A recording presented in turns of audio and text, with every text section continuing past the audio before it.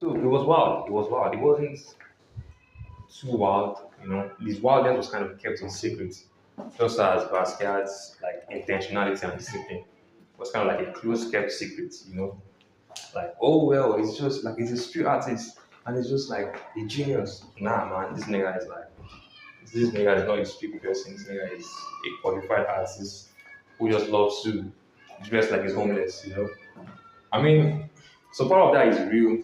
Like when you are a genius like that, you might not necessarily have the time or the care to, look good because you're just focused on your art, like and all that stuff. But a lot of it was intentional. A lot of it was a lot of it was like was with an image. Now for Kafka didn't want anybody to see him as playful or anything like that. He just wanted to be seen as someone that was like responsible. And he lived to be responsible. And was responsible for his parents and for his family because he was providing for them. And some literary scholars might say that that is sort of like an influence for his famous work, The Metamorphosis, where I think a businessman, I don't know, he's not a businessman, but a worker turns into like a P2 and then slowly his family loses all respect for him and then he just goes to a place and dies. So yeah, I think he felt a lot of alienation in his lifetime, but it was also like not as depressive as as modern society will have you believe.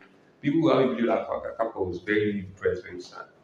Like if you read his works, if you read the trial, when I was reading the trial, it was extremely funny. I just kept laughing. There was a part where there's a character where he describes who has like a smile plastered on his face. That is an involuntary smile. So the main character of the novel, that is Joseph K. So he never knows if this character is actually making fun of him, making a mockery of him, or if like he's a smile.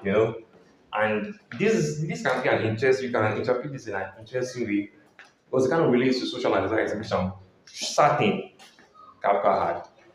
Because when you're working in social anxiety now and you see people like smile, you don't know if you're smiling at you or not, but you sort of conclude that they are because your mind tricks itself to believe that. And like it's funny. Like the person smile and so Joseph Key is wondering, is he really smiling at me or is he not smiling at me? And like when you read that you just laugh. And so it was very funny. It was an interesting person. Max Boy said it was the most interesting person he ever met.